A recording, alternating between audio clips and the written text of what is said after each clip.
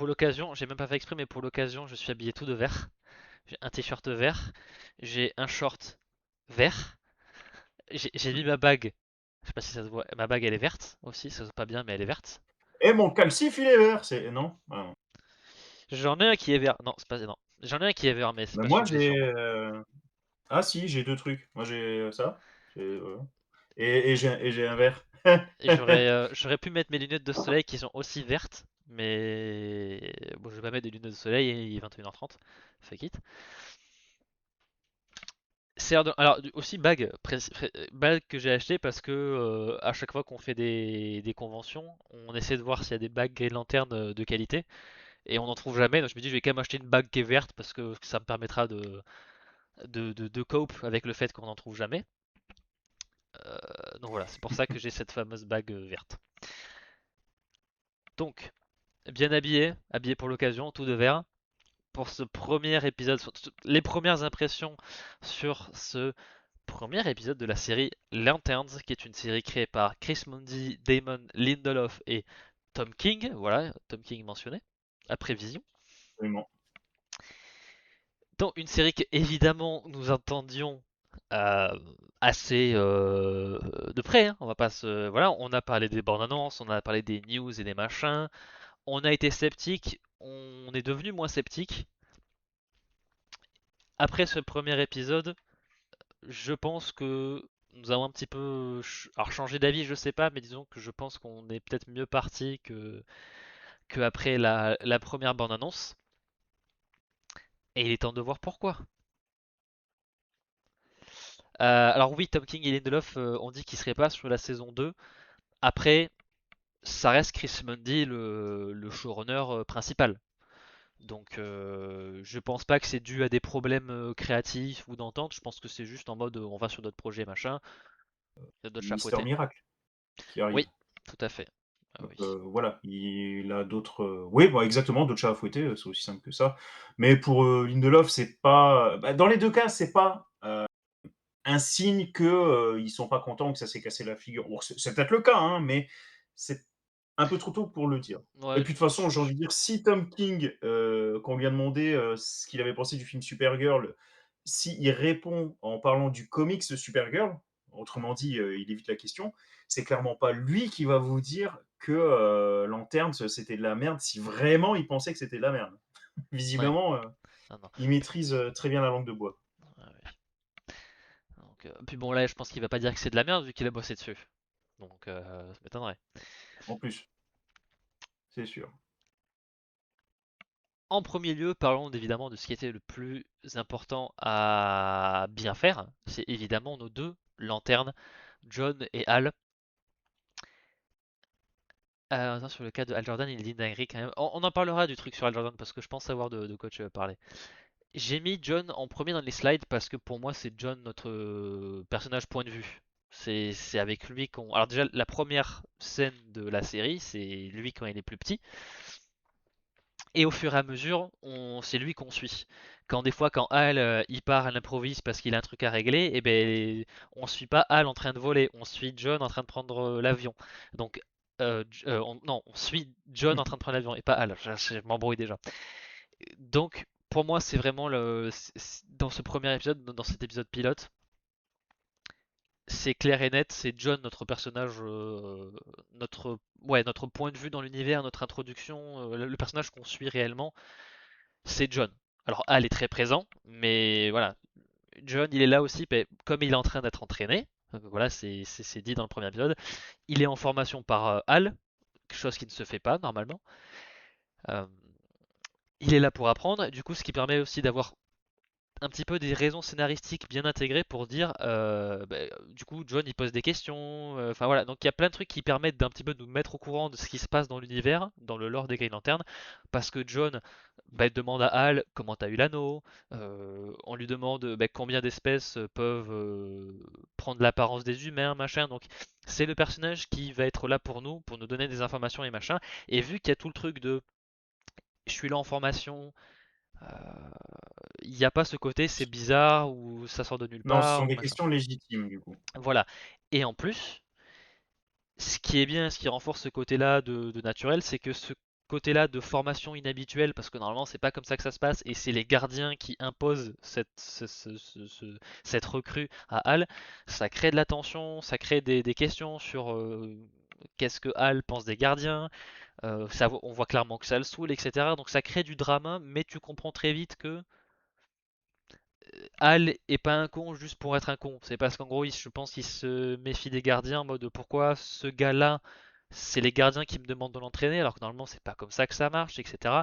Et je pense que je soupçonne même que il s'est passé des choses dans le passé qui fait que Hal est peut-être assez méfiant des gardiens. Alors pas parce qu'ils sont méchants quoi que ce soit, mais parce que peut-être qu'il fait pas confiance dans le fait que eux lui fait confiance. Donc je pense que voilà, je pense que là aussi il faudra voir comment ça évolue, mais déjà avec le premier épisode, je sens qu'il y a des raisons sur pourquoi Hal est tendu, pourquoi John est en formation, pourquoi on lui a voilà.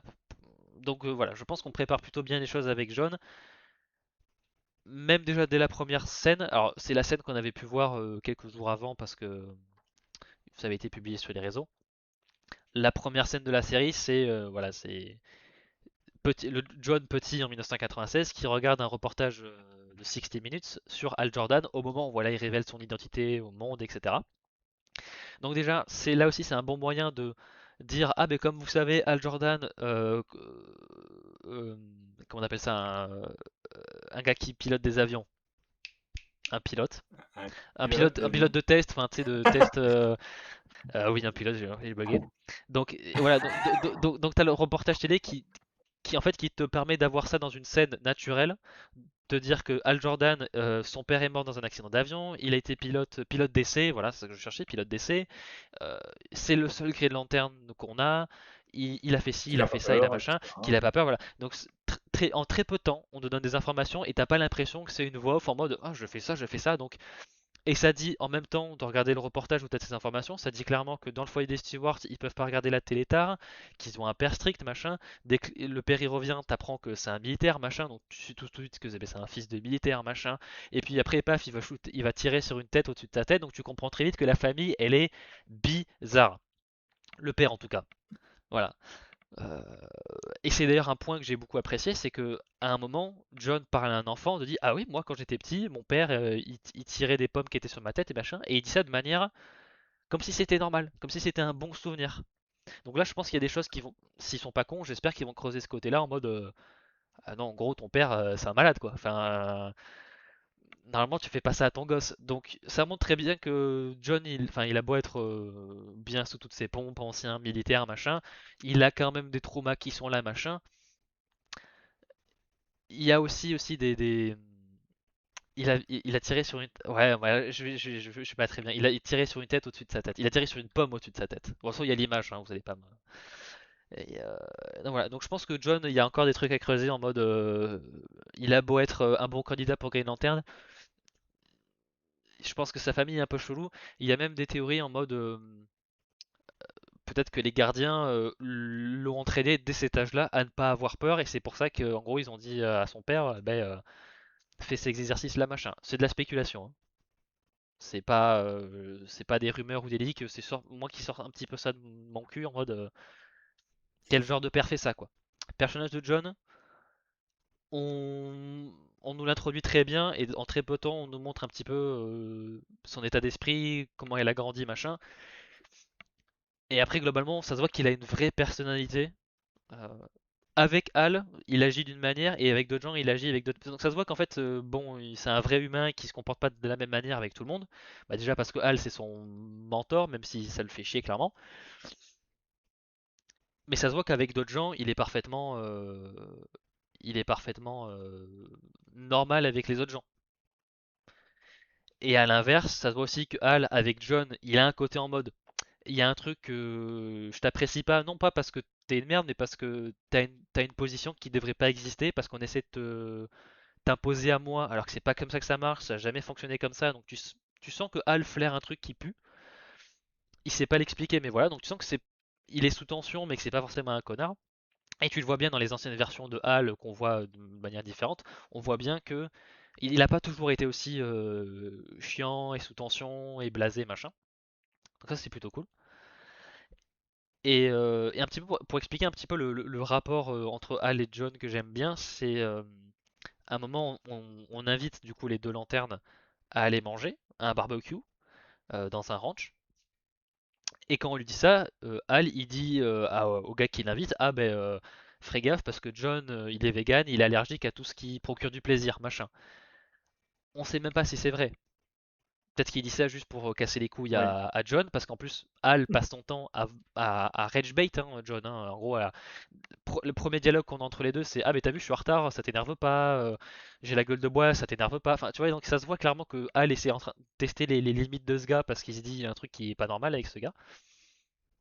Et donc voilà, il y a le truc en mode ah ben il est vegan machin. Et Hal dit ça en mode pour faire chier John et pour que les gens autour de lui euh, soient chier. Ah merde, c'est fait chier, c'est un vegan alors qu'on fait un barbecue. On rappelle, on est genre dans le Nebraska de la campagne profonde. C'est pas les gens les plus woke et qui acceptent les vegans du monde quoi. Donc déjà qu'ici dans le sud-ouest, les options végétariennes. Bon, hein, c'est pas toujours ça. Alors dans le Nebraska bien bien profond où ça vote républicain à fond. Voilà. Et en fait, tu te rends compte que ben, quand il arrive là-bas au barbecue, et ben, le gars qui organise le barbecue, ah ben tiens, je t'ai acheté un truc de tofu pour toi. Donc ça montre que voilà, les gens sont sympas avec John, les gens sont sympas avec Al, mais les deux entre eux, tu vois qu'il y a un truc qui coince. Donc voilà, et c'est plein de discussions comme ça et plein de petits détails dans des conversations à la con qui font que ça se voit qu'il y a de la personnalité, il y a de la profondeur au personnage et c'est pas juste lanterne numéro un, lanterne numéro 2 quoi. Bah, après, tu as le côté effectivement, Hal qui où on lui a clairement mis ce «jeune dans les pattes» entre guillemets, alors qu'il avait rien demandé. Tu as ce côté-là, mais tu as aussi le fait que, foncièrement, les 2 personnages, heu, n'ont pas limite n'ont pas un seul point commun, quoi. Ils ont Mm, pas du tout la même façon de fonctionner. Alors on le voit, hein, malgré ce que Hal dit, parce que Hal, il a plusieurs fois, il te dit la carte de l'instinct. Il te joue la carte de l'instinct. Tu vois, en mode, moi, je suis un vieux de la vieille. Tu peux, moi, si je te dis que ça, c'est comme ça, c'est que ça, c'est comme ça. Je sens ces choses. Il te le dit plusieurs fois. Hein, voilà, qu'il a un instinct. Par la suite, on voit qu'au-delà de ça, c'est aussi un bon observateur. Mais voilà, il a quand même ce côté instinct. Ce qui n'est pas le cas de John Stewart. Bon, déjà, parce que bah, il n'a pas l'expérience mhm. de Hal, Mais ça c'est plutôt évident. Donc, il n'a pas c'est un encore bon développé son observateur, instinct. mais il sait pas toujours quoi en faire avec. Et au-delà de Ouais. ça, je pense que rien que par rapport à ce côté un peu armé qui est dans sa famille, il on peut à l'armée, tu fonctionnes pas beaucoup à l'instinct, quoi. Tu as le côté plus pratique, plus terre à terre, plus calculateur, j'ai envie de dire, même. Protocolaire, on fait ce qu'on est censé faire tout le temps et Exact machin. exactement. Si, à l'armée enfin, si on te dit: «Tu vas à gauche et à droite», le militaire va te dire: «On va à gauche et à droite parce que ça». Il y a pas de: «On va à gauche parce que, mon instinct me dit on va à gauche», tu vois? Bon, Mm, si, sans doute, il y en a qui sont comme ça, mais ça m'étonnerait que ce soit la majeure partie des militaires, quoi. Et donc rien que de par leur fonctionnement, les 2 personnages sont extrêmement opposés et donc ne peuvent pas foncièrement s'entendre, on va dire. mhm. C'est Matt qui dit. Un peu On- le côté, Mulder et Scully Ouais, oui, c'est vrai. Ouais, ouais. Même l'arme fatale.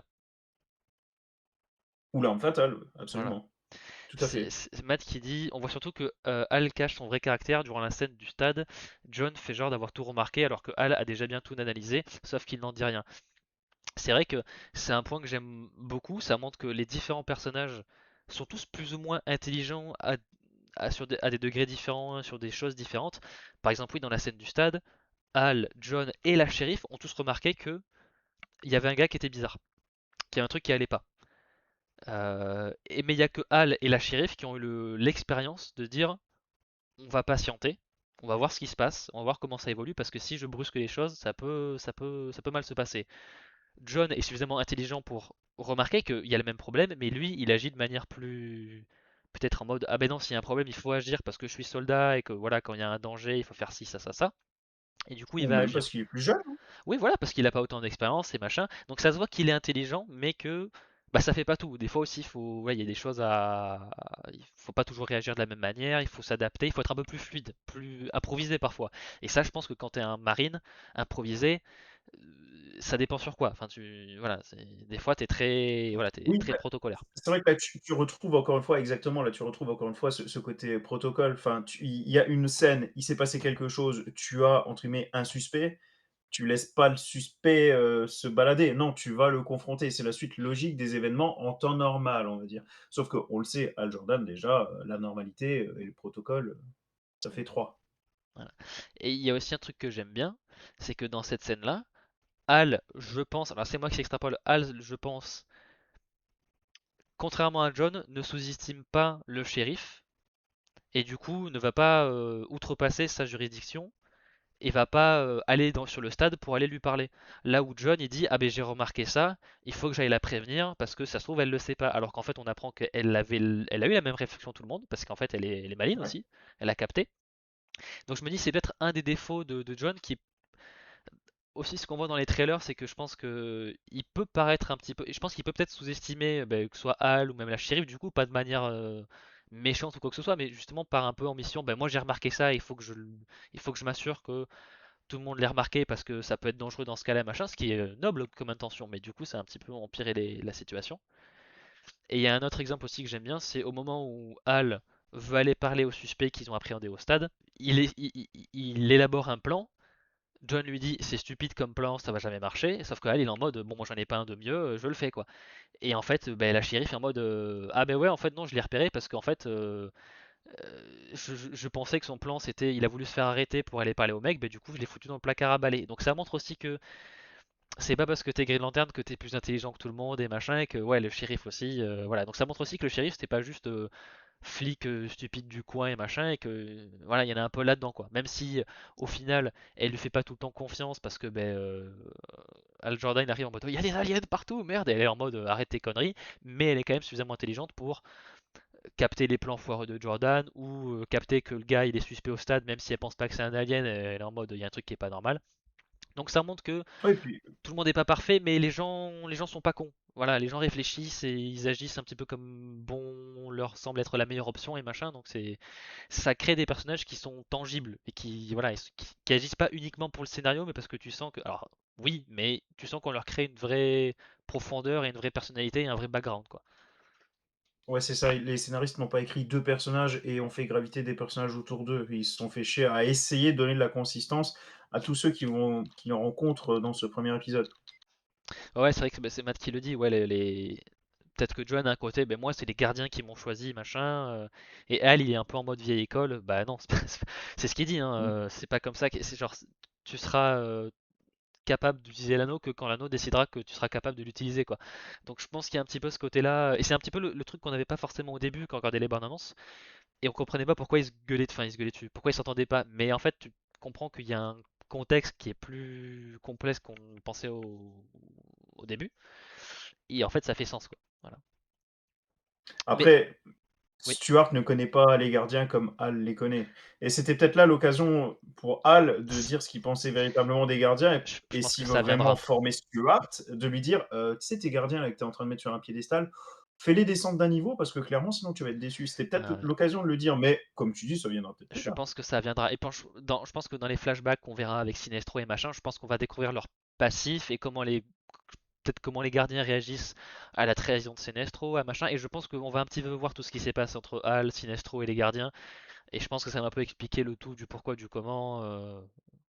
Je pense. En fait, c'est des points pour le moment qui sont flous, mais je les mettrai pas. En tout cas, je les mettrai pas encore comme des défauts parce que je pense qu'on va y répondre. Parce que pour moi, ça fait clairement partie de la dynamique principale de la série de qu'est-ce qui se passe autour de cette lignée de lanternes et machin et tout ça. Et bon, je pense au vu du style d'écriture de Lindelof notamment, je pense que ça va être exploré au fur et à mesure. Donc peut-être pas, hein, mais en tout cas pour le moment, je pense qu'il est trop tôt pour s'avancer trop là-dessus et en mode c'est nul ou c'est génial ou machin. Je pense qu'il faut attendre avant de Ouais, mais commenter là-dessus. ça, Matt, moi, je l'ai plus pris. Alors, c'est un gars ordinaire, déjà, t'as envie de dire, tu sais, c'est un peu une phrase qui est un peu modeste. Voilà, c'est un peu faire preuve de modestie. Mais c'est surtout un discours, je trouve que depuis quelques années, on entend de plus en plus, en fait. C'est-à-dire vraiment mettre le super-héros au même niveau que l'être humain, mais que ce soit vraiment voulu par le super-héros, que ce soit revendiqué par le super-héros. Donc là, Green Lantern, donc Hal Jordan, qui te dit: «Je suis un gars ordinaire comme vous», si tu extrapoles, il peut très bien dire: «Je suis tout simplement un terrien». Tu as le côté un peu: «Je suis un terrien dans cette immensité et limite je suis fier d'être terrien». Captain America dit pareil dans le film, dans le tout premier film, quand Crâne Rouge lui dit: «Mais t'es qui toi? Mais qu'est-ce que t'as de si spécial?» Il répond clairement: «Je suis rien, je suis juste un petit gars de Brooklyn». Donc autrement dit, je suis un terrien comme tous les autres en fait. Bon, il n'est pas comme tous les autres au final, on le sait, mais lui-même se met au niveau, pas au-dessus en tout cas des autres êtres humains. Et c'est pareil aussi pour Superman, où Lex Luthor n'a de cesse de dire, que, Superman c'est un kryptonien, qu'il est au-dessus des hommes, alors que Superman, justement, n'arrête pas de dire que lui-même se considère comme un homme tout à fait comme les autres, quoi. Il se considère plus comme un terrien qu'un kryptonien, sans cracher sur l'héritage kryptonien pour autant, bien sûr. Ouais, parce que je pense qu'aussi, en fait, quand on le voit dire ça aussi, c'est pendant qu'il est à la télé, donc je pense qu'il est en mode communication de fou, et je pense que quand tu dis, en fait, mon anneau c'est l'arme la plus dangereuse de l'univers, il faut que derrière que tu dises, et je vais pas l'utiliser contre la Terre parce que ouais, je viens d'ici, je tiens ma planète, voilà, c'est, tout le monde pourrait faire ce que je fais, machin, je suis juste quelqu'un, voilà, je viens pas d'ailleurs, je suis pas un psychopathe, je suis pas un machin, je suis vraiment, voilà, donc je pense que ça fait partie un petit peu pas de la com de crise, mais tu sais, un peu en mode, je suis à la télé, je veux faire, voilà, on en fait un reportage sur moi, je fais belle impression, quoi. Mais mini parenthèse. Mhm. Je pense que personnellement, c'est pour ça que mini parenthèse, ce n'est que mon point de vue. C'est pour ça, je pense que j'ai eu du mal avec la vision de Snyder. C'est parce que moi, j'aime beaucoup cette approche des super-héros qui se mettent au niveau de l'être humain. Parce que voilà, c'est vrai que moi, j'ai toujours eu ce côté tous ensemble, machin, la communauté, l'être humain au sens large. Euh, Tandis que là, c'est vrai que Snyder, dans son écriture, ou même dans sa façon de filmer, de présenter les choses, n'a eu de cesse de te montrer les super-héros comme étant plus grands, de te les mettre sur des piédestals. Quand Superman se pointe pour être jugé, enfin, il se pointe, il est tout de suite enfin, droit dans ses bottes, super carré, comme ça. Enfin, vraiment le super-héros typique, quoi. Et c'est plus vraiment ce que je veux voir aujourd'hui par rapport aux super-héros, on va dire. Moi, c'est pas quelque chose qui me dérange en soi, c'est qu'en fait, ce qui me dérange, c'est que quand tu montres que ça, parce que par exemple, si dans les films de Schneider, alors que j'aime bien en plus, hein, mais c'est vrai que, mettons, avant d'arriver à l'audience pour le procès, imagine, tu leur aurais montré de la scène d'avant, je sais pas, genre discuter avec, je sais pas, une victime dans une affaire, dans la salle d'à côté, enfin, tu sais, un truc juste, tu vois, tu peux me montrer le côté très divin du personnage, mais aussi, il faut que tu montres l'autre côté, tu vois, où il peut être beaucoup plus chaleureux, machin, et je pense que si tu avais fait ça, tu aurais pu plus équilibré et montrer aussi que il peut être une figure très imposante parce que il est hyper puissant et c'est ce que voulait raconter Snyder, c'est que le rapport à la puissance et à la bonté machin. Mais je pense qu'il a manqué un petit peu de ce penchant-là pour que ça colle avec tout le monde. Et après, je comprends tout à fait l'argument hein, pour le coup. Voilà.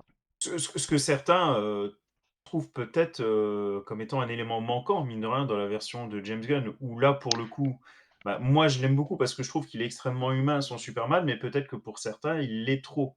Parce Ouais. que il a tendance parfois, bah, certains diraient, à faire plus guignol que super-héros. Ouais. Mhm.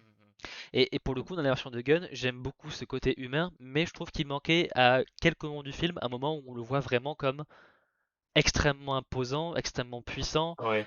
Voilà, mais tu vois, un peu comme dans Snyder, mais C'est pas faux, de hein. l'autre côté. En gros, genre, tu me redonnais quelques touches de l'inverse de ta vision du personnage pour montrer qu'il est a de multiples facettes et machin, et t'aurais gagné en contraste en trois dimensions, ça aurait été cool. Ouais, et puis si tu l'as que un petit peu, ça va, tu vois. Mais par exemple, je veux dire, la scène où Crypto pisse sur le truc de Superman pris tel quel, pourquoi pas? Je veux dire, c'est pas un red flag, ça peut être drôle. Bon, moi, je peux pas dire que ça m'ait fait rire, mais c'est plutôt drôle. Si l'encouragement de Supergirl derrière, en mode c'est bien, alors qu'elle vient de pisser sur le visage de son cousin, limite. Ça, à la limite, la réaction derrière, je la trouve drôle. Mais par contre, cette étape plus le traitement de Superman dans le film Superman, ça commence à faire beaucoup du coup. Ça, c'est clair. Et on en est qu'à 2 films. Pardon, je m'éloigne encore une fois. Non. Euh, du coup, on a quand même pas mal commencé à parler de Hal. Euh, j'étais. Alors, Kyle Chandler, je savais que c'était un bon acteur. Je l'ai pas vu dans beaucoup de choses, mais il a toujours fait du bon taf, notamment dans Friday Night Lights. Euh, Moi, c'était je- demain à la une. Excellent, excellent choix de casting. Enfin, alors c'est pas tout à fait le Hal que on connaît classiquement parce qu'il est beaucoup plus enfin cynique et machin, et ça se voit qu'il est en fin de carrière machin. Mais pareil en termes de, en fait, je retrouve quand même pas mal le charisme d'Al Jordan dans Kyle Chandler. Il a un côté très charismatique, mais aussi un peu tête de con. Ça se voit que, mais Mhm. attachant. Et ouais, excellent choix de casting. C'est pas forcément le premier gars auquel j'aurais pensé en pensant à Al Jordan, et quand il a annoncé, je fais ah ouais, ça marche et machin. Il y avait eu des discussions comme quoi Josh Brolin avait refusé, machin. Donc je me dis ah c'est peut-être pas Kyle Chandler que j'aurais vu en premier lieu. Et en fait, excellent choix de casting. Et ce que j'aime beaucoup, c'est que principalement on le voit en mode j'en ai plein le cul, je mets pas le costume parce que je suis plus jeune, j'ai plus besoin de prouver qui je suis et machin, j'ai plus besoin d'essayer à 1000%. Mais on voit aussi par quelques bribes qui il était avant. Et là, par exemple, il y a une scène où on voit son lui de 2006. Et là, je suis en mode, il a le blouson d'aviateur, il a pas les cheveux gris, les machins. Je suis en mode, putain, on dirait Al Jordan à 1000%, quoi. Il est beaucoup plus joyeux. Enfin, ça se voit qu'il est moins blasé. Et t'es en mode, ouais, très, excellent choix de casting. Et en plus, avec Aaron Pierre, ils rebondissent très bien l'un sur l'autre. Et là aussi, ça se voit qu'il a une vraie personnalité, quoi. Ça se voit qu'avec John, il est très dur, mais c'est pas forcément que c'est un connard fini. Par exemple, il peut lui reconnaître quand il a bien fait un truc, ou quand il a bien répondu à une question, ou quand il a trouvé le petit jeu genre hologramme au lieu de hologramme. Enfin, donc ça se voit qu'il, pareil, il est très, il flirte pas mal avec la shérif. Il est sympa avec d'autres gens, et même s'il est blasé, c'est un truc que j'ai beaucoup aimé, Ah, même s'il est. Oh, cet échange du t'es au courant que la shérif te déteste et ah mais j'aime la façon dont elle toi, me tu me déteste. détestes. Très Al Jordan, ouais. Alors aux petits oignons quoi, elle est magique cette réplique. Ah ouais. Euh, Moi, ce que j'aime beaucoup, c'est que ça voit clairement Et qu'il ce qui est est. bien, c'est que tu vois, c'est du comment dire, c'est voilà, c'est du dialogue cash, mais c'est du Hal Jordan, c'est pas du Guy Garner pour autant. Oui, oui, oui, oui, oui, je vois clairement. Moi, ce que j'ai beaucoup aimé, c'est que ça se voit clairement qu'il est blasé, voilà, qu'il est un peu au bout du rouleau et machin. On dit à quelques moments qu'il est potentiellement un peu suicidaire et tout, enfin qu'il est un peu en mode, voilà.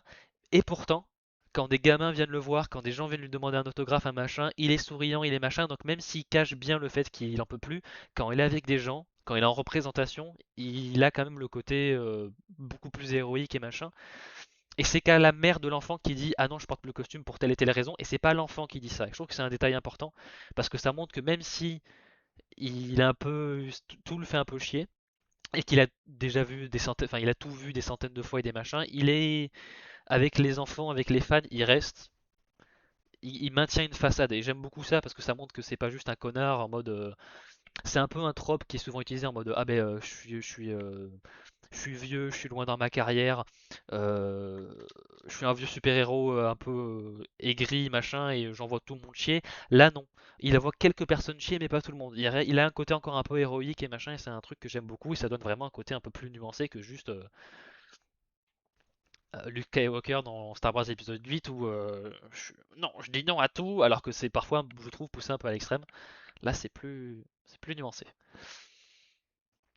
Euh, un point que j'aime beaucoup, c'est qu'aussi, on le voit pas beaucoup utiliser l'anneau, chose que je n'aurais jamais dit il y a quelques semaines, mais c'est que, en tout cas, ils ont écrit un scénario où justement, c'est pas en fonçant dans le tas et en faisant piou piou piou avec l'anneau que tu vas régler les trucs. C'est que justement, il faut faire preuve de réserve, et il le dit clairement, hein, que la question, c'est pas qu'est-ce que je fais avec l'anneau, c'est quand est-ce que je dois l'utiliser.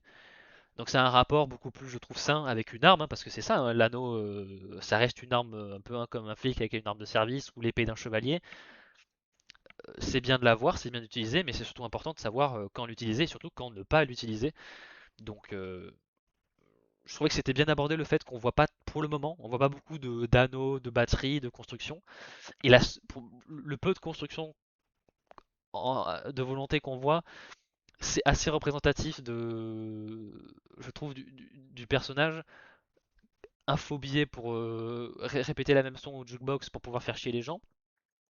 un décapsuleur pour flirter avec une meuf, et protéger la ville. Voilà, faire chier, Admin cop. flirter, protéger les gens. C'est On Hal l'a Jordan. utilisé aussi en allume-cigare aussi, on l'a C'est vrai. Et c'est un truc que j'aime bien, c'est que du coup les deux, parce que John il fait genre ah, t'utilises l'anneau n'importe comment et machin, mais John il fait pareil. Donc ça montre aussi que ouais. ils sont pas, c'est pas des, voilà, ils sont pas unidimensionnels en mode je suis un modèle de vertu et machin. John pareil, hein, quand il allait faire crac-crac avec la grand-mère du petit la veille, et ben ouais, son anneau c'est un allume-cigare quoi. Donc Après, là, ça marche parce que l'épisode baigne dans l'univers des Green Lantern, même si t'as pas de costume et que t'as pas l'anneau. Pourquoi? Bon, déjà parce que les deux parlent énormément de ce que c'est qu'être un Green Lantern, mais même au-delà de ça, donc tu as l'étape de l'interview tout au début, tu as l'origin story avec Avin Sur, etc. Donc tu sais que tu es en train de regarder Green Lantern, même si effectivement, tu as ni du Green ni du Lantern à toutes les scènes. Et ça passe très bien. Après, à quoi est-ce que ça va ressembler dans les autres épisodes? Parce que s'ils gardent cette cadence d'utilisation de l'anneau, mais que ben, on va plus avoir cette interview, ces origin story maintenant. À quoi ça va ressembler maintenant qu'on aura plus ça? Ou alors il va falloir qu'ils continuent de développer, on va dire, un peu le passé de Hal Jordan, mais en se focalisant énormément sur l'univers des Green Lantern pour rappeler un peu que tu es quand même dans Green Lantern. Donc alors, pourquoi pas qui raconte sa première virée dans l'espace, sa première rencontre avec les gardiens, etc. Il y a des choses qui sont possibles pour que pour caresser, on va dire, j'ai même envie de dire, oui, pour caresser le fan dans le sens du poil, sans lui mettre du verre à toutes les scènes. C'est possible. Après, est-ce qu'ils vont le faire et est-ce qu'ils vont y arriver? Ça, c'est autre chose. Mais dans ce premier épisode, en tout cas, pour moi, ils y sont parvenus. je vais rebondir sur ce qu'a dit Matt dans la scène où Hal discute avec Macon en train de faire cuire le barbecue machin. C'est une scène où tu vois clairement que Hal est plus intelligent qu'il ne veut nous faire croire et que c'est justement une tactique. Quand il dit en mode j'ai une intuition que au tout début de l'épisode, enfin au début de l'épisode quand il dit à la shérif j'ai une intuition que ces victimes-là sont potentiellement des aliens, tu sais très bien que c'est pas une intuition. Tu sais très bien Mhm. qu'il s'est envoyé lui-même. Donc en fait ça se voit clairement qu'il dit pas tout à tout le monde. Et tu comprends très vite pourquoi, parce que tu peux commencer à soupçonner plein de gens qui est vraiment humain, qui ne l'est pas. L'épisode dit clairement à un moment, il y a 14 espèces ou 14 technologies, je sais plus, qui permettent aux gens de se faire passer pour des humains de manière indétectable. Et ça, je pense que c'est un détail à retenir pour pas mal de choses, dont la fin de l'épisode. Voilà, ça montre que il agit de manière réservée et en fait l'épisode te montre clairement pourquoi il fait. En fait, c'est bien, c'est que l'épisode t'établit des traits de personnage et dès que tu pourrais croire, mais pourquoi il agit comme ça, parce que ça paraît un peu parano ou machin, l'épisode te développe une intrigue pour te montrer, ben non, clairement, il agit comme ça parce qu'il pense que il y a des choses qui peuvent se passer comme ça, comme ci ou comme ceci. Donc en fait, à chaque fois que tu te poses des questions sur pourquoi les gens agissent comme ça, on t'explique pourquoi en fait. Donc je trouve que en fait, c'est un développement d'écriture très naturel en fait. C'est surtout ça le plus important.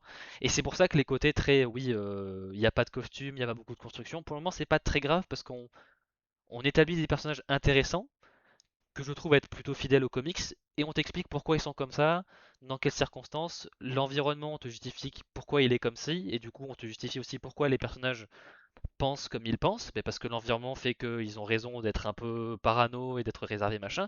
Donc je trouve que c'est une écriture qui est fluide, qui est naturelle et qui a pas, je trouve pas beaucoup de trucs très peu logiques en fait dans la construction de l'épisode et dans la manière dont les gens agissent. Ce que j'aime bien aussi, c'est que, alors tu le dis, c'est une écriture qui est naturelle, je suis tout à fait d'accord.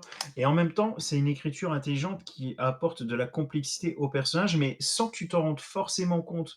Alors que si tu vois, par exemple, ce cas-là de Hal Jordan qui dit mon instinct me dit ça, ça, ça. Bon, plusieurs fois, il dit que c'est l'instinct.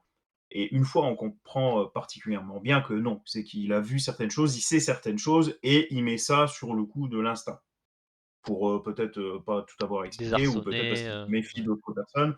Ouais, c'est tout à fait possible. En tout cas, c'est même pas pour se faire mousser, hein, c'est pas du tout ça. Mais en tout cas, voilà, il joue cette carte de l'instinct. Ce qui est intéressant ici de voir, c'est que à côté de ça, Jon Stewart le gris, c'est-à-dire que pour lui, c'est évident que c'est pas une question d'instinct. Mais à côté de ça, il est quand même surpris au même titre que le shérif, alors pas autant que le shérif, mais il reste surpris quand même comme le shérif de voir que Hal Jordan avait bien raison. Et ça, ça m'a fait rire quand même. Mm. Ah oui. Voilà. Mais et pour autant, il va pas péter les plans de Hal parce qu'il pense qu'il a tort. Tu vois, il est en mode je le laisse faire, tu vois, parce que je Oui, pense qu'il se dit vu qu'il a l'expérience d'eux. Après, il le dit pas explicitement, mais si nous on pense ça, c'est que je pense que c'est suffisamment bien. En fait, tout se complète suffisamment bien pour qu'on puisse développer ça de manière naturelle comme pensée en mode. C'est que je pense que les choses sont montrées comme il faut, de manière simple mais efficace et voilà quoi. J'ai mis les mains en à gauche pour un petit peu souligner le fait que oui, je trouvais leur dialogue ouais réaliste en fait. Ça se voit clairement qu'ils s'apprécient pas, mais pour autant qu'ils vont pas se mettre des bâtons dans les roues. Enfin, ils vont pas être en mode on va pas commencer à se battre et tout. On a des grosses différences de vision, mais bah, quand il s'agit d'analyser ouais, une scène de crime ou machin, John va pas commencer à outrepasser son statut d'apprenti. Disons qu'à chaque fois qu'il fait un truc, il en parle à Hal en mode et Hal lui dit bah, si tu penses que c'est la bonne chose à faire, fais-le. Et ça j'aime bien. c'est plus une relation de travail qu'une amitié. C'est plus ils Ah ont un oui, taf en oui. commun et les collègues, bah, des fois tu les apprécies, des fois tu les apprécies pas. Et là, pour le coup, ils sont entre guillemets obligés de se supporter pour le bien du taf, quoi. Ouais, ouais, oui. Et j'avais mis une photo du shérif. Alors, c'est shérif Kane, donc évidemment t'as la toile qui est en mode attends, elle est de la famille Kane, est-ce que ça veut dire qu'elle est liée à Batwoman? Calmez-vous. Oh! Calmez-vous. Ce serait Oh la bizarre quand même. vache! Je me suis pas du tout posé la question. Ah oui. Oui, après Ah, c'est. Kane, sans aller jusqu'à dire que c'est le nom de famille le plus répandu aux États-Unis, je pense pas qu'il y ait qu'une seule famille Kane non plus, quoi. Faut pas déconner. Oui, oui. Peut-être, hein, mais franchement, ouais, voilà. Oui, après c'est basique comme relation du buddy movie, mais c'est bien fait. C'est bien fait, les dialogues sont bons, les acteurs ils ont une bonne alchimie. euh, Mais pour autant, ils sont efficaces. Enfin, c'est pas pour autant qu'ils font de la merde, tu vois. Voilà, ils commencent pas à faire des décisions irrationnelles en mode ah mais vu que je t'aime pas, je vais faire mon truc de mon côté, gna gna gna gna. Non, ils sont matures, ils sont adultes et voilà. Voilà. Mmh. Bah, c'est vrai que moi, quand tu me parles de buddy movie, moi j'imagine toujours, OK, 2 personnages qui, sont opposés sur pas mal de points, mais qui ont un taf à faire. Donc ça, c'est un peu ce que j'ai dit jusque-là, mais se repose surtout sur, des vannes qui se balancent à tire-larigot, en fait. Et là, c'est pas du tout l'approche qui est choisie ici, quoi. Mais pas du tout, quoi. Il y a des vannes, il y a des pics, mais c'est pas ouvertement ironique en mode enfin voilà quoi. C'est pas de l'écriture de la MCU. Le Oui, et puis c'est pas non-stop. et pourtant il y a aussi des échanges beaucoup plus drôles et un petit peu plus sincères. Quand John dit clairement ah ben la meuf avec qui j'ai couché, son mari sait que j'ai couché avec elle, et Al lui dit attends mais ça fait 24 heures qu'on est là. Et il fait oui, il dit je suis impressionné. Et ça, je pense que Al est sincèrement impressionné et c'était un des moments les plus drôles de l'épisode en mode ouais c'est bien un truc que Al ferait, genre essayer de flirter avec n'importe quelle nana. Donc voilà, et c'est un des moments que je trouvais plus sincère et positif entre les deux. Où il y avait pas vraiment, où c'était pas Mmh. genre c'est un petit peu taquin, c'est un petit peu moqueur, mais c'est pas méchant, tu vois, il se fout pas de sa gueule, tu vois. Donc voilà, ça montre que ça beau être une relation très conflictuelle, c'est pas juste ouais on essaie de se détruire l'un l'autre quoi. C'est vraiment on s'entend pas, mais on fait le taf quoi, parce qu'on aime bien faire notre taf quoi. Puis il y a pas mal de scènes drôles qui sont drôles, même sans une ligne de dialogue, hein. Par exemple, la scène du bar, c'est vrai qu'elle est particulièrement réussie, je trouve. Mm. Et elle m'a fait sourire à 2-3 reprises, alors que des fois, il y a même pas une seule ligne de dialogue, hein. Quand Hal Jordan se fait aligner et que l'autre, il le regarde juste pas, c'est drôle, en fait. C'est Ouais, en mode ouais, rien ouais. à foutre, Il discute juste et avec la pourtant il y a meuf pas une et seule ligne de dialogue, quoi, c'est ça. ouais, mais c'est la mise en scène, c'est juste en fond, tu vois Al se prendre un coup dans le ventre Exactement. et John est juste en train de flirter avec une meuf quoi. Donc bon, voilà quoi. Donc ah moi j'ai trouvé Oh! plutôt j'ai trouvé cool. Moi, je l'ai trouvé efficace et drôle. Ça apportait un peu de légèreté quand même à l'épisode qui, globalement, était quand même très sérieux, voire parfois, avait une ambiance assez pesante. Ouais. Alors oui, j'allais dire qu'elle était pas très originale et qu'elle faisait un peu cliché sur le truc en mode ouais, on va chercher la bagarre avec les machins. Après, pour avoir grandi un petit peu dans des villes un petit peu plus ouais, campagnardes, rurales, il y a des clichés qui sont vrais. Et le côté un peu, tu vas au PMU du coin et tu tombes sur des tocards avec qui il est facile de se taper, Ça existe. Non, Ça- moi j'ai trouvé ça justement, non, j'ai trouvé ça malin parce que, les tocards vont pas voir Hal Jordan, hein. Les tocards, ils râlent, et ce qui est normal, en mode: «Tu fais chier, tu as vraiment mis 4 fois de suite la même musique de merde». Mais finalement, au final, c'est Hal Jordan qui Oui, commence à perdre patience en mode: «Bon, ils vont pas venir me cogner, en fait», et c'est lui qui va en rajouter une couche et foutre la merde pour qu'ils se fassent tabasser. Donc, ouais, même là, même si la finalité est la même, l'écriture est un peu plus intelligente que bon, bah, il va rencontrer des abrutis et les abrutis vont lui casser la gueule. ouais. Oh là là, il a renversé la bière de l'un, machin. Non, là c'est juste bon, ben si les choses n'arrivent pas de moi-même, je vais les faire et voilà quoi. Et exactement, exactement. En mode bon, on n'est jamais aussi bien servi que par soi-même, quoi, limite, quoi. Ouais. Alors j'ai mis ce gif parce que je trouvais que c'était l'une des meilleures scènes d'envol de n'importe quelle adaptation de super-héros que j'ai vu en fait. Je sais pas pourquoi, je trouve que c'était très bien. J'ai pas l'impression de voir le CGI, enfin je vois pas la coupure avec le CGI ou quoi que ce soit. Je trouve que c'était très bien réussi et le fait que ce soit une série télé qui le fasse. C'est compliqué de faire des scènes où les gens s'envolent parce que ça peut. Soit tu vois un peu trop, de manière un peu trop explicite, tu vois trop la coupure CGI ou des fois c'est un peu. Tu vois un peu la doublure numérique et du coup ça va un peu cheap. Là je trouve que c'est. Je sais pas, je trouve que c'est extrêmement bien filmé. C'est pour ça, et c'est ce que j'avais dit lors des bandes annonces, le peu de choses surnaturelles qu'on voit, enfin en tout cas super héroïques, elles avaient de la gueule. Là pour le coup, en plus avec l'espèce de nuage qui, je sais pas comment ça s'appelle, c'est le jet stream. Enfin voilà, quand tu vois je sais pas, l'évaporation d'eau autour de lui. Enfin voilà, je trouve que c'était Ouais.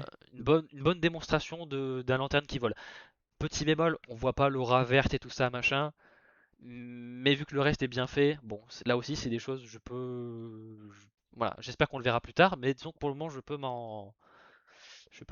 Ouais, par exemple, je trouve que dans Superman et Supergirl, les scènes de vol étaient pas toujours aussi bien enfin pas toujours aussi bien représentées en fait. Donc là, je trouve que ça a fonctionné très bien. Ouais, je pense qu'il dépasse le mur du son, ça doit être ça Enfin voilà quoi. C'était Après, on peut imaginer qu'il y a pas la lumière verte, tout simplement parce qu'ils ne volent pas encore, entre guillemets, «à une ouais, vitesse suffisante». ouais. Ils utilisent peut-être pas assez, le pouvoir de l'anneau, ça c'est possible, pourquoi pas. Ou alors, ils veulent, mettre le moins de vert possible, c'est possible aussi. Je sais pas. Euh, J'avais mis cette image là aussi parce que c'était un peu une des scènes où je me disais, il y a. Alors, on nous explicite quand même. C'est une des scènes qui, on va dire, met de manière le plus explicite un petit peu certaines thématiques au niveau de l'histoire un petit peu raciste des États-Unis, etc. Il y a tout un message hein, dans l'épisode autour de le rapport aux aliens. Alors, c'est un truc aussi qu'en anglais on n'a pas nous en français, c'est qu'en anglais, alien, ça veut à la fois dire extraterrestre, mais aussi étranger. Donc Yes. voilà, il y a un truc qui est encore plus flagrant en anglais qu'en français au niveau de la langue. Mais voilà, il y a une discussion sur l'histoire des États-Unis. À la base, c'était un peuple natif, puis après ça a été les Sioux et machin, et aujourd'hui c'est nous. Et en gros, le gars il dit, en fait, clairement, on va se faire envahir par les aliens. Enfin, on sait que les aliens existent parce que toi tu existes et machin, et maintenant il y a Superman. Ah non, à l'époque, Superman n'est pas connu encore, vu qu'on est en 2016. La majorité de l'épisode se passe en 2016. C'est un point important à Ouais, souligner. mais il y a clairement un double sens quand même. Ah oui, clairement. Mais ils savent déjà que les aliens existent parce que Green Lantern est déjà un personnage public et machin. Donc voilà, et là ils expliquent un peu tout le truc en mode. Et ça explique un petit peu une portion de pourquoi le ranch il a la gueule qu'il a, etc. Ça veut dire qu'il y a des gens qui savent déjà que les extraterrestres existent, qui savent aussi qu'ils sont sur Terre, etc. Donc il y a tout un côté un peu. Il y a des gens sur internet qui disaient que Lantern va réussir à faire une meilleure série télévisée Secret Invasion que Secret Invasion version MCU. Pour le moment, on est plutôt bien parti, mais à voir jusqu'où ils vont pousser le truc. Mais voilà, c'était un peu une des scènes un peu en mode beaucoup plus qui me rappelait un petit peu Watchmen aussi, en mode là on a vraiment le côté on va vraiment dans le pur truc d'enquête, récit d'enquête. On va interviewer les gens qui sont peut-être potentiellement aussi un peu racistes et méchants, mais est-ce qu'ils sont racistes envers les gens envers qui on est habituellement raciste sur Terre ou racistes envers les aliens et machin. Donc voilà. Donc, c'est je sais que c'était une bonne scène là-dessus qui me rappelait un petit peu Watchmen de ce côté-là. Oui, après, peut-être que dès le deuxième épisode, peut-être que ce sera de la merde, hein, peut-être. Mais c'est pour ça, là, on parle que du premier épisode. C'est pour ça, ces premières impressions, on s'avance pas. Mais je suis curieux de savoir du coup, comment ils vont le traduire, alien en français? Parce que Alors, si tu dis extraterrestre, tu perds un hmm, peu. alors apparemment, Matt dit qu'en VF ils disent Alien. Après, Ils ont gardé alien. peut-être Je qu'ils ont fait le pense que choix ça reste la de. meilleure solution. Ah ouais. Alors, je sais qu'en tout cas, moi, dans les sous-titres que j'avais, alors je sais pas si c'est des sous-titres officiels parce que voilà, mais dans la traduction, ils ont traduit. Alors, Al Jordan a un code qui lui dit, qui lui dit d'aller dans cette ville-là, et en anglais c'est There is hail in Rushville, Nebraska. Ce qui est traduit littéralement par il y a de la grêle à Rushville au Nebraska. Sauf que en anglais, hail, c'est le début du mot alien. Enfin, voilà, ils le disent dans l'épisode. Hail, alien, ça c'est très proche. En gros, c'est un code pour dire il y a des aliens dans cette ville-là. Et moi, dans les sous-titres que j'avais, ils ont traduit ça par il y a un drôle d'été ou l'été est bizarre ou c'est un été d'enfer Oui, voilà. Et en fait, non, été, moi la c'est scène-là, je l'ai eu en VF, moi. voilà. Et donc en fait, été devient E.T. Donc E.T. l'extraterrestre. Donc au niveau du sous-titre, je trouve que c'était Tout à c'était fait, très bien traduit là pour le coup en termes d'adaptation, bien vu parce que tu gardes le côté météo et alien, il fallait le trouver quand même. tout Donc à fait. voilà, bien joué aux gens qui ont fait l'adaptation là pour le coup, c'était bien trouvé. La meilleure scène de l'épisode, la scène de l'interrogatoire, c'est une des scènes qui m'a fait dire peu importe s'il n'y a pas beaucoup d'éléments classiques Green Lantern, il y a un truc vraiment où si tu me concoctes un récit d'enquête aussi bien mis en scène avec une bonne tension, etc., et que tu appliques ça avec une couche de enfin d'extraterrestres cosmiques, euh, tu peux, tu peux te permettre d'avoir des choses que j'attends de voir en tant que fan Green Lantern. Si c'est pas aussi présent que je souhaitais, c'est pas grave, parce que si tu me proposes un truc aussi bien, ça passe clairement. Donc, t'as tout le côté de. Déjà, c'est très bien filmé. Bon, je mettrai dans la slide d'après, mais c'est extrêmement bien filmé. C'est très bien joué, surtout le gars qui joue le Waylon, donc le gars qui est interrogé. Et à un moment, il fait un monologue. J'étais en mode ouais, ok, ça marche très bien. Ça montre à quel point Hal est doué dans ce qu'il fait, même si ça peut paraître qu'il fait n'importe quoi, il fait pas n'importe quoi, et ça, c'est un truc que j'aime beaucoup. Donc, franchement, ça montre aussi que même les gens, s'ils sont intelligents et machin, ils ont pas toujours raison, même s'ils paraissent plus intelligents que Hal Jordan. Des fois, c'est Hal Jordan qui a le mot de la fin. Donc c'est, je pense, un peu la scène qui encapsule un petit peu les qualités de ce premier épisode. Et ouais, et tout le côté de. Alors en plus, ça pour le coup, je pense qu'on peut remercier Tom King. Je mets des gros guillemets parce que je pense que son expérience à la CIA fait qu'il a pas mal appris de comment les agents dormants fonctionnent, comment les interrogatoires fonctionnent, etc. Je pense que c'était toujours pas dans des cadres très moralement très justes, mais bon, ça c'est une autre histoire.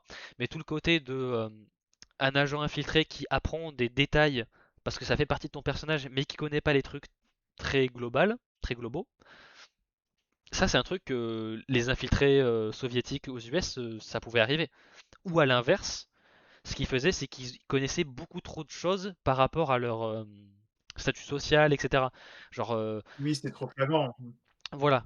Donc, en fait, dans les deux sens, si tu connais rien sur l'histoire des États-Unis, mais que tu connais trop, voilà, et donc en fait, c'est des choses qui existent vraiment dans la vie réelle, et là, tu l'appliques juste vis-à-vis de Green Lantern, et ça fait une scène qui est très très bien. Donc le coup de je sais qui est le quarterback de la première équipe vainqueur du championnat national de football américain, ça je sais, mais par contre, pour te dire où est allé Harry Potter à l'école, là, il n'y a plus personne.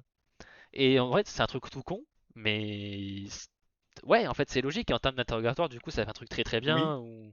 Mais après, c'est drôle parce que peu importe comment l'autre réagit, Al Jordan est en mode c'est parce que t'es un alien. C'est parce que t'es un alien. C'est Hmm. parce que t'es un alien. Donc Ah oui. c'est un peu un running gag. T'as l'impression que le mec peut dire n'importe Ouais. quoi. Il peut répondre juste ou faux. Al Jordan ne changera pas d'avis. Et c'est drôle du coup. Oui. Et en fait, le truc, c'est que l'élément qui lui fait vraiment dire, qui lui fait confirmer sa théorie à Al Jordan, et là aussi ça rejoint le côté un peu, on parle aussi du racisme dans notre monde à nous, c'est qu'à un moment il parle de Barack Obama, parce que du coup au moment de la séquence, c'est encore Barack Obama qui est président, vu qu'on est en 2016. Euh, Al Jordan commence à parler de Barack Obama, machin de ça, et le gars il dit, ah ben c'est le 44e président des États-Unis, machin machin, il a succédé à George Bush, etc. Et Ali dit, c'est vraiment tout ce que tu as à me dire sur euh, la personne de Barack Hussein Obama. Parce que Hussein, c'est son vrai deuxième prénom, à Barack Obama. Et c'est aussi le prénom Enfin, c'est Saddam Hussein, quoi. Enfin voilà, c'est le même, voilà, c'est le même nom, quoi. Donc évidemment, chez tous les racelars d'Amérique, dont notamment le Nebraska, parce que bah, le Nebraska en 2016 ou en 2000, je sais plus si c'est 2008 ou 2016. En tout cas, les élections récentes, le Nebraska, c'est un État républicain à balle, mais vraiment à balle. Donc c'est vraiment les républicains ruraux, etc. Donc c'est pas les gens les plus tolérants, enfin tout le temps. Je vais pas faire généralité, mais voilà, disons que dire qu'il y a des racistes dans le Nebraska rural, c'est pas faux. Ils sont pas pareils, c'est pas 100% des gens, mais c'est pas faux non plus. Et en fait, le moment où Al Jordan est tic, c'est le moment où en gros le gars il n'est pas raciste. Et ça, j'ai trouvé que c'était un truc très. Je sais pas si je dois le prendre de manière rigolote ou pas, parce que bon, c'est des sujets où, voilà, assez lourds dans la vraie vie. Mais le truc qui a fait tiquer, c'est en mode la seule chose que tu me dis sur Barack Hussein Obama, c'est il y a une controverse sur son acte de naissance. Et en gros, genre, le gars il dit ça, et Al Jordan il dit ah, mais en fait, t'es vraiment un alien. Donc, je pense pas qu'il était sûr à 100% jusque-là, mais il a entendu ça, il a fait ah ouais. Et après, le gars il est en mode imagine t'as raison, et là il lui balance un monologue, et là le gars il est devenu mais flippant en deux-deux quoi. T'avais vraiment l'impression de voir un zélote politico-religieux devant lui en mode on est là sur une mission tellement importante que rien ne peut me dévier de ma mission, et j'ai des moyens mis en place pour faire en sorte que j'assure ma mission, et t'es en mode et là c'est devenu flippant. Et la réaction de la shérif, pour moi, a vendu là vraiment le tournant de la scène où elle est en mode oh putain de merde quoi. Et en fait c'est très peu de détails, mais quand tu te rends compte que les gens prennent un petit peu le script et l'univers au sérieux, et que tu peux rendre une situation comme ça où oh là là, c'est un alien qui parle, tu pourrais faire un clin d'œil en mode ah, c'est bizarre, je parle à un alien. Non, ils prennent la scène au sérieux, et t'as des enjeux qui sont concrets, hein, parce que voilà. Et quand tu impliques un petit peu de sincérité et de réalisme entre guillemets, parce que voilà, ça reste voilà. Mais quand tu prends les choses un peu au sérieux, si tu le vends bien, et ben ça te fait un récit qui est genre hyper engageant, et la scène elle devient hyper captivante. Donc ouais, cette scène d'interrogatoire, franchement, excellente. Et en plus, il y a un plan comme ça. En termes de composition, ce plan, il est dingue. Dites-vous qu'on voit les deux personnages derrière la vitre, on voit leur épaule et leur tête, on voit ce qu'ils regardent, donc Hal en train de plaquer le suspect contre la vitre, on voit les reflets des deux personnes qui regardent la scène, et en plus, le reflet de la shérif est en plein milieu du corps du suspect. En termes de composition, franchement, le plan il est intact. Il est nickel. Non, mais la scène-là, tu l'as dit, hein, c'est vraiment la plus forte de ce premier épisode, mais sur tous les plans, vraiment. Et c'est aussi cette scène qui m'a fait me dire que, mine de rien, peu importe ce qui se passe, vu comme c'est parti, j'aurais peut-être pas forcément une série Green Lantern devant moi, mais j'aurais au moins une bonne série devant moi. Et des fois, tu te dis, des fois, c'est peut-être mieux. Là, par exemple, pour My Adventures with Superman, j'avais une série qui était à peu près une série Superman. Je peux pas vraiment dire que ce soit une bonne série. Donc là, je me dis, peut-être prendre ce qu'il y a de bon à prendre, quoi. Voilà. Après, voilà, je vais peut-être trop vite, on verra, peut-être que ça va être Blinded Green Lantern plus tard. Mais en tout Voilà. cas, même si c'est pas Blinded Green Lantern, il y a moyen de passer un foutu bon moment quand même devant cette série. Voilà. Voilà. C'est un peu, voilà, c'est le Damon Lindelof, il a fait Watchmen, donc je suis prêt à lui donner le bénéfice du doute. Voilà. Et Tom King, je pense que s'il bosse avec d'autres gens, je pense qu'il peut apporter de bonnes choses. Là, notamment la scène de l'interrogatoire, je pense qu'il a puisé dans son expérience perso sur comment ça fonctionne en vrai. Et en fait, bon, même si éthiquement c'est un peu bizarre parce que bon, il a été impliqué dans l'invasion d'Irak hein, quand même, ça fait des scènes qui sont hyper mémorables quoi. Parce que justement je pense qu'elles ont un grain de réalité où en mode t'as vraiment l'impression de voir en fait t'enlèves tout le côté Green Lantern et on me dit ça c'est une scène de True Detective ou de Fargo, tu peux y croire quoi. Donc pour moi c'est un compliment. Donc voilà. Ah bah voilà, j'avais pas vu le El Famoso alerte spoiler. Donc je sais qu'il y a quelqu'un dans le chat qui a pas encore vu l'épisode.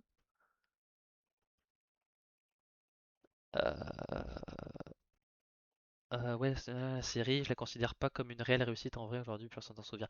Bah, en fait, les gens la citent quand on parle justement de ce qu'a fait Lindelof. Après, c'est vrai que, mais en fait, c'est une mini-série, donc une fois que c'est terminé, ça vit plus trop. Même si, par exemple, à chaque fois que j'entendrai Damon Lindelof, je me dis ah ouais, il a fait Watchmen, m'en souviens quoi. Mais c'est pas pour ça que je vais souvent voir des clips sur internet, etc. Mais en termes d'héritage sur un CV, c'est plutôt un bon signe, quoi. Oui, voilà, donc Bishop. Ouais, Alors, c'est pas exagéré là. Attention, ça spoil. Alors, on reste sur le premier épisode et techniquement, il y a déjà eu des fuites. Donc, en même temps, quand est-ce qu'il n'y a pas de fuite sur Terre de nos jours? ouais, ouais, Donc, mais voilà, clairement, on va spoiler pendant quelques instants. Gaffe, gaffe. voilà. En plus, alors sur la slide où Tu il y aura prends le, ton manteau, on s'en va. voilà, donc sur la slide où il y a le spoiler, à la limite, ce que tu peux faire, tu peux juste garder genre les 10 premiers centimètres de l'écran parce qu'en gros, il y a le alert spoiler et dès que tu auras plus l'alert spoiler, tu peux revenir si tu veux. Mais voilà, donc en gros, voilà. Donc une fois qu'on aura plus la slide avec alert spoiler, on sera bon. Là, normalement, en plus, voilà. Donc pour le moment, ça spoil pas. Cette image-là, il spoil pas. Mais voilà, tant que tu vois le alert spoiler en haut de l'écran, c'est que on est encore dans la zone spoiler et que voilà. GTA 6 à leak, peut-être qu'on en parlera si on trouve un moment, une autre semaine et machin. Je me délecte de tout ce qui se passe. On en parlera. On en parlera. Donc, alert spoiler, on va rentrer dedans. Voilà, on va montrer des escaliers. Attention, des escaliers sous la neige. Ouais, Ouh. voilà. John Stewart tombe et il se brise la nuque. Voilà. Voilà, exactement. Voilà. Il glisse et il tombe. Dommage. Donc voilà, on va entrer dedans. Alors, bien que la série se passe principalement en 2016, on a une séquence en 2026. On le voit notamment parce que Jon Stewart a un book, enfin un goatee. Donc là, il a un peu plus son apparence classique des comics. Costume, enfin habit très Jon Stewart aussi. Il me semble que dans un épisode de Justice League série animée, il a aussi un peu le même manteau et tout. Donc voilà, petit clin d'œil peut-être. Mais voilà, en tout cas, il a une nouvelle pilosité faciale, donc pas la même époque. Nous sommes en 2026 où la shérif l'appelle. Détail important, ils se font un câlin. Donc ça veut dire que elle n'est probablement pas une alien, ou en tout cas il a fini par devenir un peu au minimum pote avec cette femme-là, machin. Donc détail important quand même, ils s'apprécient au moins, c'est déjà ça. Ah, c'est ça que tu t'es dit, toi? Ah ben Ah, si, ben moi. s'ils se font un câlin, c'est qu'ils s'apprécient au moins, c'est ils se connaissent, ils s'apprécient. Donc je pense qu'il se passe dans la série fait qu'ils vont s'apprécier un minimum.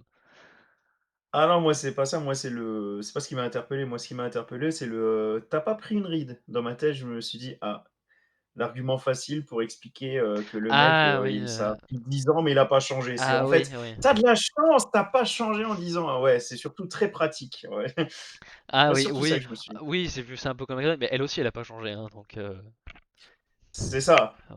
Mais bon, si tout le monde se dit: «Ah bah, t'as pas changé, ah bah, toi non plus, pourtant Ouais, ouais. 45 ans ont passé, c'est incroyable, mais on a mis Ouais. tout le pognon dans, Kyle Chandler qui s'envole donc Moi, quand même».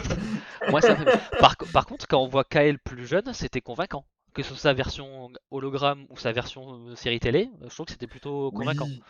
comme, comme rajeunissement. C'était pas trop lourd comme Non effet, mais mais c'était mais c'est une technique assez connue, c'est pas la technique de l'ombrelle au cinéma? de la technique de quoi ça a bugué. Ça te parle pas? La technique de l'ombrelle dans le cinéma, ça te parle pas? Alors, là, comme Ou ça de me. l'om Je sais qu'en anglais, il y a un truc attends, qui technique s'appelle du hanging a lantern on it. Donc, en gros, genre de appuyer le propos en mode ah tiens, c'est bizarre, t'as pas vieilli. En mode on fait clin d'œil, on sait vraiment que voilà, t'as vraiment pas changé, mais qu'on fait genre que tout passe, voilà quoi. comment tu dis ça en anglais? Mais je crois que Hang- c'est ça, oui. Hanging a lantern on it. Oui, c'est ça. C'est Ok, un cache-lanterne, un truc comme ça. ok.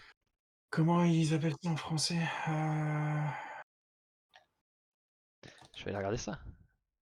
Hanging a Ah, la lantern. technique de l'abat-jour, non? Peut- Ça peut-être. Alors en gros, là ils disent dans le truc, c'est en gros genre c'est quand non, tu attires délibérément l'attention sur un défaut, une erreur, une incohérence, un machin, un problème, pour en pour la gros faire genre passer plus facilement. voilà Ouais, c'est ça. exactement. Ok, bon ben voilà. Alors c'est vrai que Mac le Mais dit. putain, comment c'est en français? Je sais plus. Alors, la connerie que Mac dit, ça me fait bizarre que tu trouves pas ça bizarre que en gros la shérif est mariée à Will et en gros que les parents de Will ils aient quasiment le même âge que leurs enfants. Pour moi il y a un truc qui est bizarre là. Ouais, enfin, Ah non, ben j'ai pas remarqué, je vais t'avouer. parce que John Stewart couche avec la grand-mère du petit Donc la grand-mère est mariée au gars qui fait les grillades. Et du coup, ces deux personnes-là, ils ont eu comme enfant le mari de la shérif. Mais pour moi, en termes de différence d'âge, il y a un truc qui va pas. Il y a un truc suspect. Je sais Ouais, pas. Je sais pas. Enfin, peut-être que c'est oui. moi qui est parano, tu vois, mais je Oui, pense qu'il y a oui. un truc. Après, non, en tout cas, je me suis pas posé la question pendant que je regardais l'épisode, c'est vrai, alors que oui, effectivement. Par exemple, la shérif pourrait être mariée avec le père de son mec. En termes de différence d'âge, il n'y a rien qui me choque, hein. Donc, bon, je sais pas, il y a un truc sauce de plus. Bon, le gros spoiler de ces morts, évidemment, c'est que la shérif a appelé John parce qu'elle a retrouvé, enfin, parce que le gardien du stade a retrouvé Hal dans les tribunes, quasiment là où il s'était assis 10 ans quand il a commencé à enquêter au début de l'épisode. Et il a une balle dans la tête.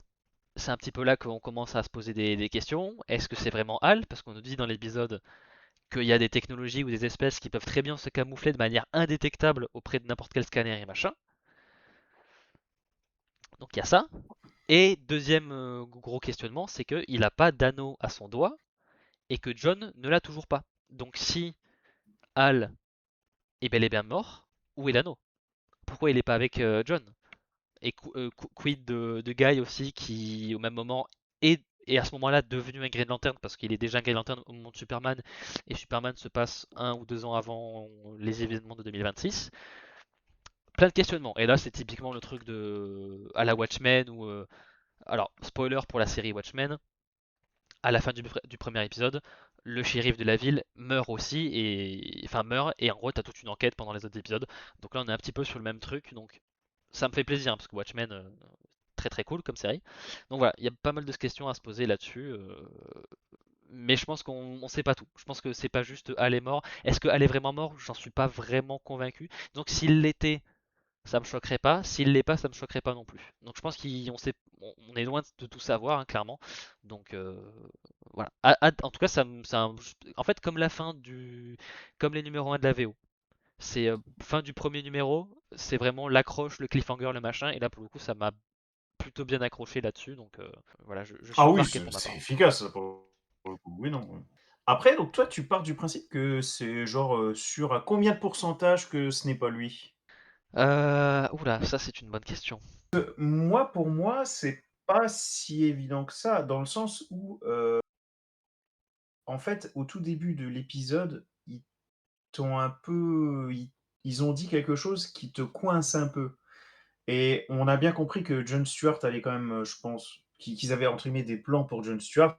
Cette série Green Lantern n'est pas une série Hal Jordan, c'est plus une série Jon Stewart que Hal Jordan et le problème, c'est que, ils t'ont dit au tout début qu'il pouvait y avoir qu'un Green Lantern pour la Terre, en fait et qu'ils étaient que un par un. C'est pas comme dans les comics où tu as 50 Green Lantern qui défendent la Terre, au final. Et Bah oui, donc là, ouais, tu mais il te y a dis Guy que Jon Gardner. Stewart ne peut pas avoir l'anneau. Bah, je sais qu'il y a Guy Garner, mais je pense qu'ils vont trouver une explication à Ah ça. oui, ils vont la trouver, mais disons que le fait de un seul Green Lantern par la Terre, je pense que comme dans les comics, ça va finir par devenir une non-règle en fait. Comment ça, je sais pas. Mais Ouais, mais il faut que ce soit fait de manière assez discrète. Alors, pour moi, Guy Garner était une sorte de d'exception, on va dire. je sais pas. Après, il y a tout le côté aussi de Jon Stewart. En fait, il a été entraîné pour devenir un successeur, donc c'est les gardiens qui l'ont choisi. Donc est-ce qu'il pourrait être à lanterne de plus, vu qu'il a un statut particulier? En fait, on nous pose plein de questions et pour le moment on n'a pas les réponses parce qu'on va y répondre plus tard. Mais je pense que Bah, je pense que la surtout série quand veut qu'on ait ces discussions là quoi. et surtout qu'on joue là clairement avec la mythologie, hein, parce que ok, les gardiens sont au-dessus des Green Lanterns, c'est eux qui chapeautent cette police intergalactique, d'accord. Par contre, ce n'est absolument pas eux qui choisissent qui est le successeur véritablement. Enfin, là, je veux dire, imaginons que ça se passe dans les comics. Tu as donc les gardiens qui disent voilà, John Stewart, tu vas avoir Al Jordan et Al Jordan va te coacher. Comme ça, dès que Al Jordan meurt, tu passeras à Green Lantern. Oui, sauf que dans les comics, si on suit ce qui se passe, l'anneau ensuite va se barrer et va trouver quelqu'un qui a la volonté suffisante pour devenir Green Lantern. Mais rien ne dit que l'anneau va choisir John Stewart. Ce ne Après, sont pas les gardiens qui envoient les anneaux. ouais, après peut-être que les gardiens peuvent trafiquer l'anneau aussi, c'est pas impossible. Ou lui faire un nouvel anneau, je sais pas. où il modifie un tout petit peu la mythologie. Après, je pense que dans les comics, les gardiens qui trafiquent avec les anneaux, ils l'ont déjà fait. Après, Vu que non, tu peux ouais. instaurer des règles dans le livre de Wa et machin, je pense qu'ils peuvent le trafiquer quand ils le veulent, hein. Bah, modifier les anneaux, oui, mais modifier un anneau? Je sais pas. Bah, à un moment, ils arrivent à enfermer Parallax dans 4 batteries, hein. Donc je pense qu'ils peuvent sélectionner des trucs pour que ce soit. Je sais pas. En fait plein de choses ont tellement été faites dans le lore Green Lantern qui ont fait que certains lanternes étaient plus spéciaux que d'autres. Ouais, Je sais tu me pas. diras, ouais. Je sais pas. En fait, il s'est Oui, c'est passé pas tellement faux, de choses. c'est En vrai. fait, tout est un peu possible, quoi. Mais moi, le fait que il y a une scène. Et puis d'un autre côté, si c'est eux qui choisissent, donc ça devrait être dans ce cas particulier parce que sinon jamais de la vie, j'imagine les gardiens choisir Guy Gardner, quoi, par exemple. Ils doivent faire avec Guy Gardner, mais Hmm, clairement, je pense pas qu'ils l'auraient choisi, quoi. non, non, je pense pas non plus. Ouais. Bah, moi, en fait, que la série nous dise clairement à un moment, il y a 14 manières de tromper n'importe quel scanner et machin pour faire croire que t'es humain. Et après, il nous montre un corps. Enfin, en fait, en fait c'est juste pour dire qu'on peut même pas faire confiance à ce qu'on voit parce que ça se trouve, c'est un shapeshifter, enfin, quelqu'un qui se métamorphose et qui s'est métamorphosé en Hal et qui est mort comme ça. Donc, en fait, pour moi, Et on en parle de nouveau de cette scène qui est juste magique même, tout simplement, enfin. et qui sert le scénario Et plus la loin. pose qu'il a, Hal, elle est, oh là là là là, quand il est dans les gradins comme ça, sous la neige, enfin c'est Ouais, oh, figé dans la neige. extraordinaire. Ouais. C'est vrai que pour le coup, la série a de la gueule. Genre, en termes de prod, ça se voit que c'est ouais, c'est une série HBO. Enfin voilà, elle fait pas de cheap, elle fait pas machin. Donc, tout est possible. Franchement, c'est vraiment tout est possible. Donc, je prendrais. Non, il est pas très vert le canard. Bon, alors, semi-verdict. Alors, verdict sur ce premier épisode, bon, je pense qu'on l'a suffisamment dit. Très bon pilote. C'est un peu l'avis consensuel hein, sur internet. Je pense qu'il y a plein de gens qui ont un petit peu suivi la même trajectoire que nous. Où on a commencé assez sceptique, surtout pour les fans de Green Lantern. On a commencé quand même très sceptique. Au fur et à mesure, on était de plus en plus rassurés. Et là, l'avis général fait que, bon, en général, bah, les gens trouvent que c'est un très bon épisode de télévision, quoi. Donc, je pense pas que nous sommes. Après, quand tu dis ça comme ça, on a l'impression que les fans de Green Lantern sont de gros râleurs, enfin, On a on de quoi avait être de méfiant, hein. quoi, on avait de quoi. Oui, voilà, Oui, on oui. avait de quoi par rapport à ce qui a été fait, dans l'univers des Green Lantern jusque-là. On a, de quoi lorsqu'on entendait parler de la série et puis on avait de quoi aussi en voyant les 2 premiers trailers. Au bout d'un moment, il faut dire les choses, quoi. Oui. Et moi je disais, on avait de quoi aussi, on avait de quoi être protecteur de ce qu'on aime, parce que bah, la dernière adaptation live action, c'était le film de 2011, hein. Donc on était un peu en mode, on veut que ce soit Exactement. bien, quoi. Donc je compte pas la séquence dans la Snyder Cut, parce que, enfin dans le film Justice League, parce que bah, c'était pas un personnage, c'était juste un caméo, quoi. Mais voilà. Alors après, les films d'animation étaient très bien, genre First Flight, Green Lantern, First Light, yeah! excellent. Mais en live action, ouais, c'était le premier essai depuis 2011. Fallait pas nous chier dans la colle, hein. Donc, oui, après, c'est le premier épisode. Donc, c'est pour ça, on dit que c'est que le premier Après épisode. Matt, je pense que ça s'éloigne suffisamment du DCU pour que même quelqu'un qui ne suit même pas, je veux dire le DCU, même pas qu'il aime ou qu'il aime pas, même quelqu'un qui n'aime pas le DCU classique, il peut très bien aimer cette série visiblement. Je pense que je vais me le refaire ce film Green Lantern quand même, un de ces 4 parce que, Faudra bah, qu'on je suis fasse une fan des partie. Green Lantern et ça fait 15 ans que je l'ai pas vu, hein, du coup, mine de rien. Alors c'est de la merde, hein, mais ça fait quand même 15 ans, quoi. Il y a Ouais. des films de merde, j'ai pas mis 15 ans à les revoir, tu vois? Bah, après, on a fait une partie sur Daredevil 2003 et sur Punisher Voilà. de Alors, est-ce qu'on 2004. peut creuser et voir encore pire? Bon, ouais, faudrait essayer, faudrait essayer. On va voir. Et faire une émission du genre les 5 meilleures choses de Green Lantern 2011, si Je on arrive comptais à en dire trouver les 5. 5 péchés capitaux de Green Lantern. Ah, non, là, Et voilà, les t'en as 5 places, 40. c'est le film. Voilà. Voilà. Non, mais voilà, très bon ressenti pour ce premier épisode. Et bon, on continue, point d'interrogation. Bah, voilà, j'ai mis, il suffit de connaître le nom de la chaîne. Même si c'était pas très bon, moi je serais allé jusqu'au bout par intégrité en mode j'ai envie de juger le truc de A à Z. Oui. Il faut Mais là, juger en le truc de plus, A à Z. vu comme c'est parti, on y prendra plaisir, quoi. J'espère que ça va continuer comme ça. Donc, On est d'accord, c'est 8 épisodes ouais, hebdomadaires, hein. Il me semble. Ouais, ouais. C'est bien. Pour une série qui appuie sur le mystère et une enquête, c'est bien d'avoir fait un épisode par semaine. Ça, voilà, les gens parlent, les gens spéculent, les gens ils ont envie, voilà, le prochain épisode ils ont envie de le voir maintenant, du coup voilà, c'est bien, c'est ça le bon modèle. Mais c'est là que je me dis que si vraiment on arrive à tenir la cadence, à être à jour, pourquoi pas une petite parenthèse quand même sur Green Lantern, s'il y a matière à. Ça Oui, peut être intéressant, hein, faut voir. on creusera là, on creusera le truc, mais voilà. En tout cas, nous partons relativement confiants quand même pour cette premier Au, épisode. au pire, on repousse 007 et Senseiya. Et tout est possible, tout est possible. Maintenant, je ne ferme plus aucune porte.